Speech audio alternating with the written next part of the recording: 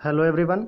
आप सभी लोगों का एक बार फिर से आपके अपने YouTube channel massive skill GK में स्वागत है। दोस्तों, आज के इस वीडियो में मैं आप सभी लोगों को मई 2021 का करंट अफेयर्स का ऑब्जेक्टिव क्वेश्चन और आंसर डिस्कस करूंगा।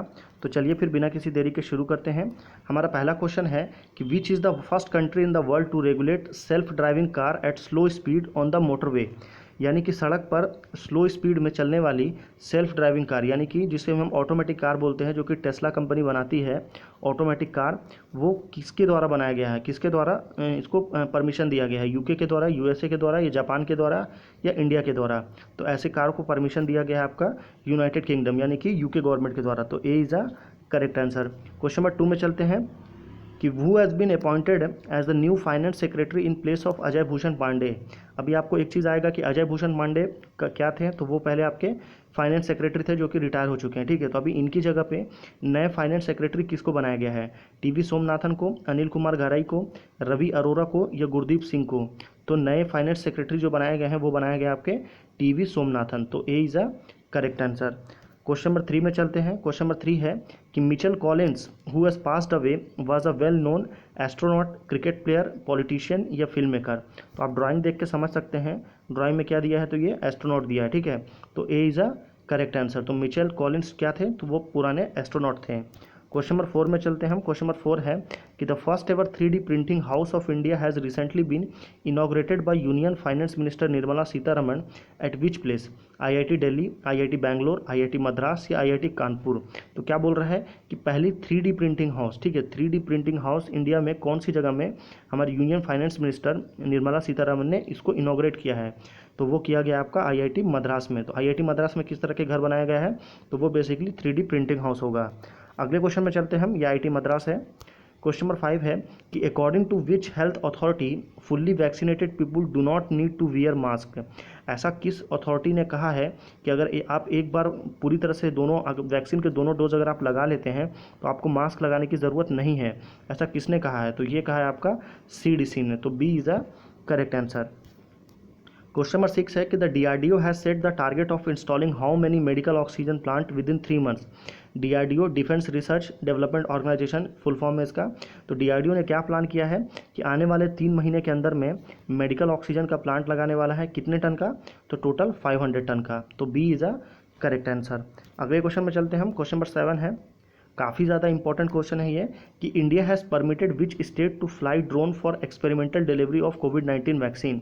यानी कि अभी आप उड़ते हुए ड्रोन्स आपने देखे होंगे कभी ना कभी, तो उन ड्रोन पे वैक्सीन को रख करके वैक्सीन को एक जगह से दूसरी जगह पे ले जाया जा सकता है ताकि वैक्सीन जल्दी से पहुंच जाए। तो वैक्सीन को ड्रोन्स को फ्लाइट ड्रोन्स की परमिशन किसने दिया है? आंध्र प्रदेश ने, तेलंगाना ने, मध्य प्रदेश ने, या गुजरात ने? तो ये दिया है आपका तेलंगाना गवर्नमेंट ने। तो B is a correct answer.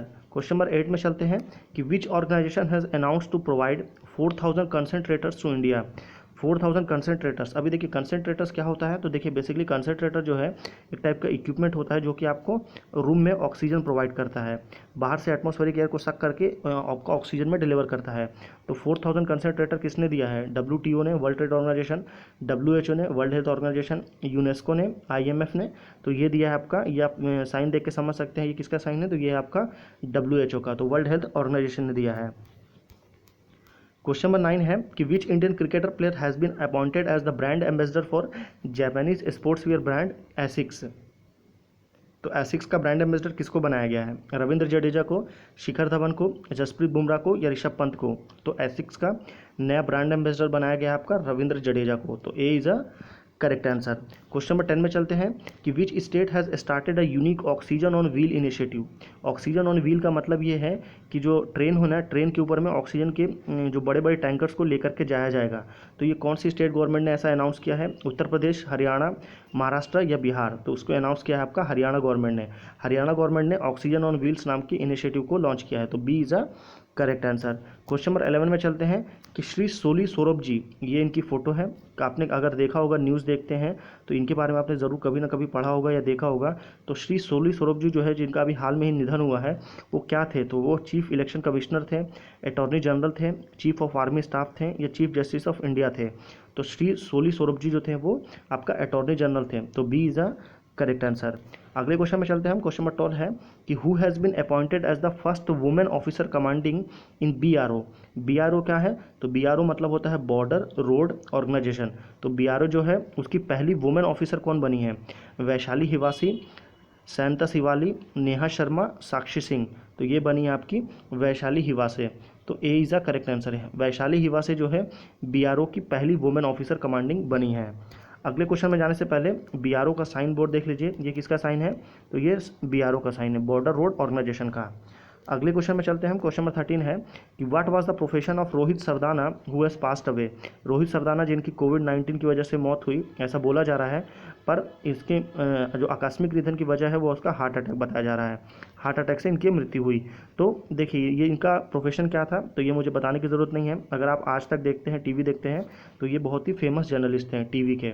तो D is a correct answer. Question number 14 में चलते हैं। As per the report India needs how much amount to fight climate change. Climate change यानी कि जलवायु परिवर्तन को रोकने के लिए सिर्फ अकेले इंडिया को कितने प्रतिशत धनराशि या कितने धनराशि की ज़रूरत है?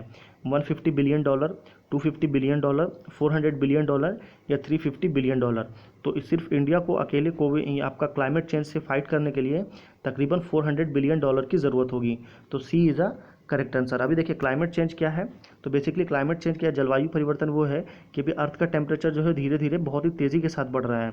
अगर बात करूँ पिछले 50 साल में अर्थ का टेम्परेचर कितना डिग्री बढ़ा है, तो 4 डिग्री सेंटीग्रेड अर्थ का टेम्परेचर बढ़ गया है, यहाँ पे देख सकते हैं आप, ठीक है। तो इस टेम्परेचर बढ़ने की वजह से जो ग्लेशियर पे जो बर्फ़ है वो पिघल रही है बहुत ही तेज़ी के साथ। ग्लेशियर से जब बर्फ़ पिघलती है तो क्या होता है, समुद्र का जो लेवल है या समुद्र का जो स्तर है वो बढ़ जाता है, जिससे साइक्लोन के आने के और बाढ़ के आने के चांसेस बहुत ही ज़्यादा हाई हो जाता है। अगला क्वेश्चन है क्वेश्चन नंबर 15 कि what was the profession of Vikramjit Kanwarpal who has passed away. Actor, journalist, film maker या स्पोर्ट्समैन। तो विक्रमजीत कंवरपाल जो थे वो क्या थे, तो वो एक बहुत ही वेल नोन एक्टर थे।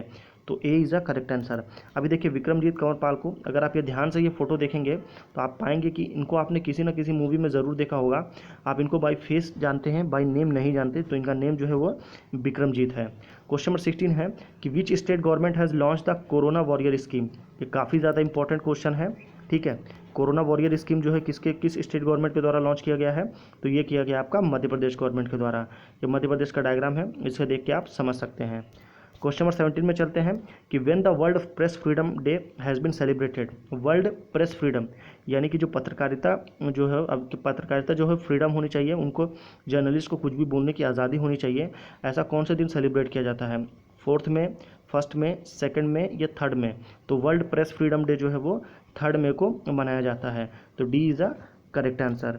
क्वेश्चन नंबर 18 में चलते हैं कि which vaccine receive emergency use validation from WHO, world health organisation. यानी कि WHO ने ऐसी कौन सी वैक्सीन है जिसको इमरजेंसी यूज़ के लिए वैलिड कर दिया है? Pfizer vaccine, Oxford vaccine, Moderna vaccine या स्पुतनिक वी वैक्सीन। तो इमरजेंसी यूज़ के लिए किसको वैलिडेट किया है, तो वो किया है मॉडर्ना वैक्सीन को। तो C is a correct answer. Question number 19 में जाने से पहले ये देखिए मॉडर्ना कोविड-19 वैक्सीन कुछ इस तरह की शीशी में आती है। क्वेश्चन नंबर 19 है कि which party won the Tamil Nadu assembly election. Tamil Nadu में जो भी हाल फिलहाल में इलेक्शन हुआ वहाँ पे कौन सी पार्टी जीती है? भारतीय जनता पार्टी? बिल्कुल नहीं, इसको एक भी सीट नहीं मिली, सॉरी 4 सीट मिली है।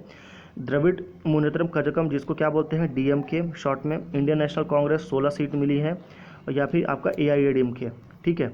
बेसिकली आपका फाइट किसके बीच में था, तो DMK और AIADMK में। तो AIADMK पहले पार्टी में थी, पहले पावर में थी, और अभी कौन बन गई है, तो अभी DMK बन गई है। तो B is a correct answer. ये DMK का फ्लैग है। अगले क्वेश्चन में चलते हैं हम। क्वेश्चन नंबर 20 है कि which party has won majority seat in the Puducherry assembly election 2021। BJP, INC, AINRC या DMK। तो सबसे ज़्यादा पुडुचेरी असेंबली इलेक्शन में किसको सीट मिली है, तो वो मिली है आपकी AINRC को। तो C is a correct answer. Question number 21 में चलते हैं कि which IIT has transformed an existing nitrogen plant into an oxygen generator. यानी कि ऐसा कौन सी IIT ने क्या किया है, तो पुराने नाइट्रोजन के प्लांट को ऑक्सीजन के प्लांट में कन्वर्ट कर दिया है। तो ऐसा किस IIT ने किया है, तो ये किया है आपका IIT बॉम्बे के द्वारा। तो A is a correct answer. ये देखिए IIT बॉम्बे ये रहा।